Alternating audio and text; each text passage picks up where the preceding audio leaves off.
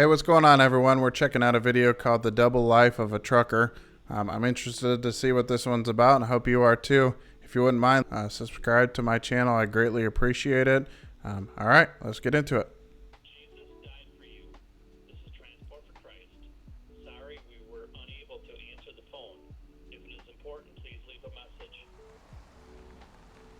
Okay, so it looks like one of those mobile chapels that are at a lot of truck stops. They were playing a voicemail recording. For Christ, the Refuge Chapel.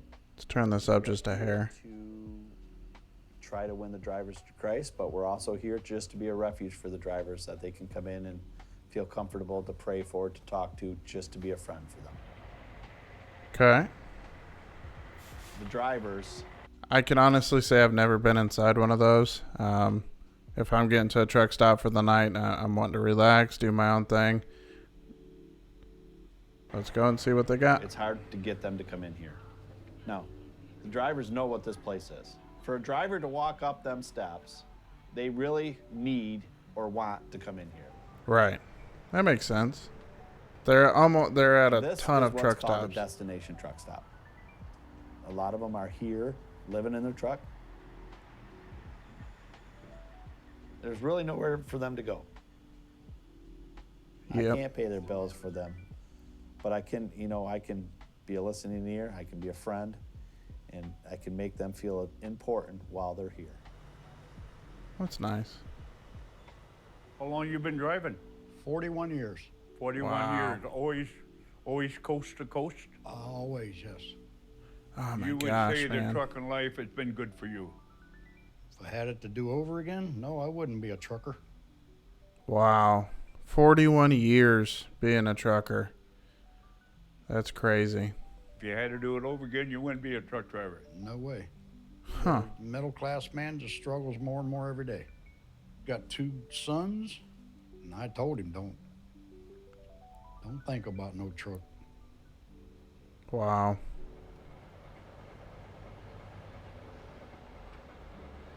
Another huge problem with being over the road. Yeah, there's definitely some people that absolutely love it. They're hardcore. I'm a trucker, yeehaw. And there's other people that hate it, but they're kind of stuck in it. And then there's other people like me personally. I could be just as happy sitting in an office doing some computer work. Trucking has never been for me like my dream job. It's kind of what I got into to pay the bills. I've enjoyed it while I've been in it. But if tomorrow came and I could never truck again and I had to do something else, I would be okay with it. So I can understand where this guy's coming from. Isn't just, like being away from the family. It isn't about the, no time off or whatever. It's, you have absolutely no interaction with anybody. Yeah.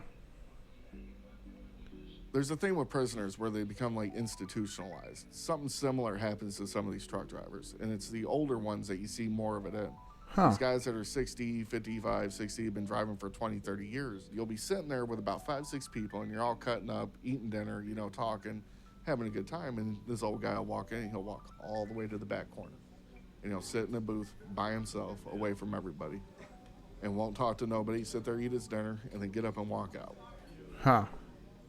Yeah, for me personally, I didn't really cut up too much when I was sitting there. If somebody said, hey, I might carry on a conversation with them. But for the most part, I did sit alone too.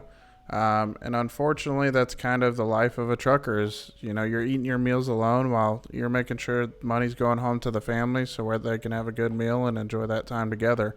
It's definitely tough. And honestly, if I had to be serious about it, I preferred to eat in my truck just so I didn't have to deal with that experience.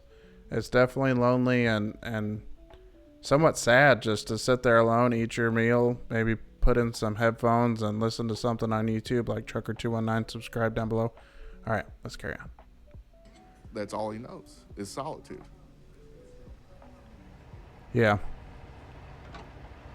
There's definitely not much personal go life. out to supply the America everything. That's what my gratitude is, what I get out of it. That's what fills my heart. That's what keeps me going. Are you the sole supporter of the income, or does the wife work? They just diagnosed her with lupus, in first Oh, stage of man. dementia. So I spent my life out here doing good, you know, moving America, keeping everybody supplied. Now, my wife of 39 years, pretty soon ain't gonna know who I am. Oh my Now, what gosh. do? Get back in that damn truck and get driving, because the bills have got to be paid. Yeah. That's so sad to hear that, you're missing out so much time with your family. And when the time is running out with your family, you still got to keep on doing the same thing. That's tough. That's hard to hear. People It's are true. made to do this. There's people who's not. In a way, you have to lead a double life. You have a life when you're at home, but then it's like a separate life out here. And the bad part is, when something bad goes home, you have to live that life in that turmoil and then live it again out here until things stabilize. That's an interesting take. Yeah, I definitely could see that. Not necessarily a double life, but the amount of time that you have on the road to either listen to music or podcast or whatever, in those downtimes, you're there alone with your thoughts. So you're constantly thinking about all the stuff you got to get done when you go home. You're thinking about how your kids are doing. You can call them and check on them, but they don't want to sit there and talk to you all day. Your old lady doesn't want to sit there and talk to you all day. So, you're just stuck in this cycle of thinking about life and all the stuff that you got to do and the goals that you're trying to achieve by being a trucker and making good money to make sure your kids and your family have a good life, or you yourself have a good life. But the problem that I find a lot of times being a truck driver is you can make all the money in the world, but you don't have time to spend it. You don't have time to enjoy it. You don't have much time to do vacations and stuff. Yeah, that's definitely a tough one. I think I'm going to run for a little bit this winter. For Yeah, it's Glenn. what He a had little some mom pretty and pop decent stuff truck coming stop up. looks like. You know, he's got work anyway, so. The diner like that's probably out the window now with COVID. There's still some out there, but COVID kind of shut down a lot of these little, mom and pop restaurants and I truck guess that stops. puts an answer to the rumor about 20 people getting laid off. That's Mine one of the too. I had bad 'em things, if you do would, that. with diabetes, is your eyesight varies depending upon where your blood sugar is. Yeah. When you start any diabetes medicine, the freaking what that does to your medical condition out here on the road with the medical card, Yeah, Oh, yeah. they can pull your medical card in a hurry. definitely. All right, a bowl of jelly. Yeah, anytime you're having medical issues, and I'm sure a lot of drivers will try to dodge the, more strict DOT physical places just to get away with being unhealthy for a little while longer. But yeah, diabetes, eyesight, hearing, you have to be in good physical health to drive a truck, because it could be dangerous if, you have a heart attack or you have a stroke going down the road. So they want to make sure you're in good health. So normally it's a 2-year medical card. If you're in good health, if they see something come up like what he was talking about, diabetes, it could be bumped down to a 6-month to a year before you have to get your next one. This way they can keep an eye on you. That's all you get today. That's it. Just a bowl of I'm jelly. gonna take your food away now. No. Yeah. Want hot Wow. sauce? Tabasco, please. Okay, and I'll be right back with your burger. Okay, thank you. And the coffee. Yeah, that's like the other driver was talking about. That's about all the contact we get is with a waiter, a clerk over at the cash register, or, your shippers and receivers. Unless you're parking the truck and taking your downtime to go out and have a good time, which you can do. But realistically, if you're making a bunch of money, you don't have time to do that. So the most interaction we get is with people that are, supplying us our food and serving us. And frankly, oftentimes, they're doing their job too, and they get frustrated in their job. And a lot of times they do take it out on the customers. And when our only interaction that we have for the day is with a clerk, it makes a world of impact when they're so sweet and so kind. It kind of melts your heart a little bit that they're just being really nice to you. And knowing that that's pretty much the only interaction we're going to have with a physical person throughout the day. That's pretty cool. She seemed really nice, but she was in a hurry and jumped away. Didn't have a little conversation with the I drivers. almost lost my son in August. He was in the hospital for 2 months. He got He was in a bad motorcycle accident. Oh man. Family's always something you need help with. You know, I hate to say this because it, you know, make the wife sound like a bad person. It isn't necessarily all her fault, but one of the reasons I'm out here because it makes it easier. Yeah, definitely. She used to drive, and she got sick, and things got pretty tough there for a while. It started in her tonsils, and then it moved to the lymph nodes in her neck, and they had to do a full neck dissection on her.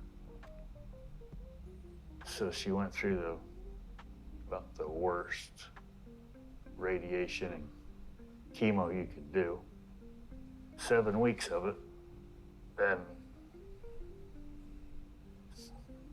yeah. Oh my gosh, man. Shoot. I'm getting choked up over here.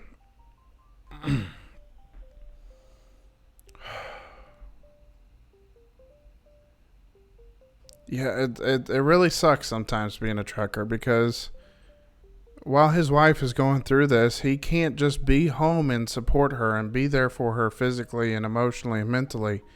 The financial, it takes precedence. You know, you got to pay the medical bills. You still got to pay for the house. You got to pay for the cars. You got to pay for all that. That doesn't stop just because somebody gets sick. That doesn't stop just because somebody dies. That stuff has to keep going. And despite the strong desire to be there and take care of your partner more on a personal way, it's just tough. You know, you're stuck between a rock and a hard place. What do you do? Go broke while you're sitting there being with your wife, or you know, hope that your family, your friends that you have back home are taking good care of your family while you're out here making the money. That was one of them, oh, I got things, I promise you. And it still is.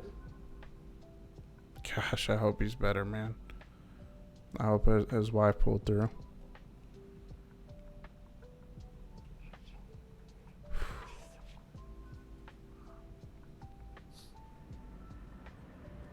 I can see that struggle in his eyes, man. The tear between the two things.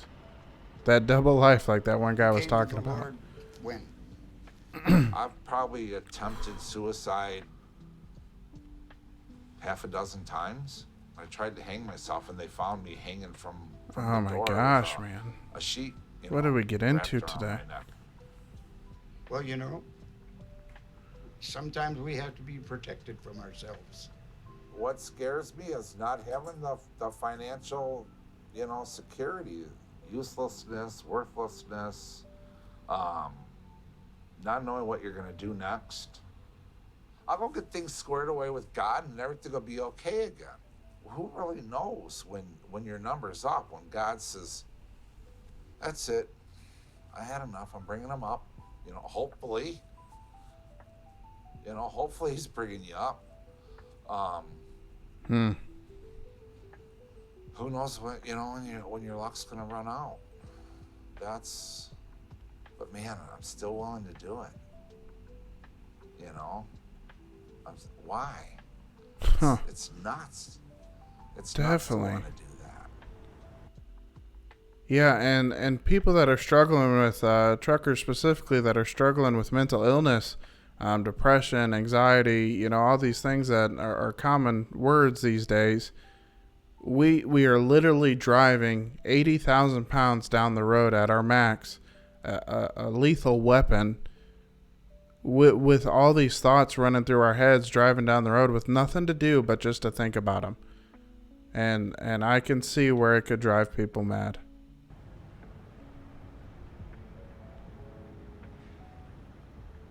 Wow. That was a tough one to watch. It's a good thing they're doing over there at the Mission Chapel, the truckers' church over there by, you know, the truck stops. They're all over the place. If nothing else, just to be another human to talk to.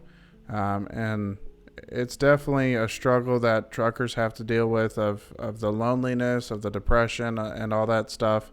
And I could see where that guy that said 41 years, he wouldn't do it again, because he's got to deal with all that mental anguish and the struggle of being a truck driver. I completely understand that. All right, well, we're going to go ahead and wrap this one up. If you're a trucker out there, call your family, tell them you love them, get home as often as possible, and make sure you value the time that you have with them, because, you know, we never know. We never know when we're going to have one of these accidents like I've been reacting to, where somebody jumps in front of you and it could be a tanker and it could be your last day. So value every time you get with your family. I know this is a hard life that we chose, but and if you ever need somebody to talk to, reach out in the comment section. We'll start a direct message thread, or maybe one of these days I'll get around to getting a Discord together to where we can talk on there. All right, y'all. Take care. Be safe. Bye.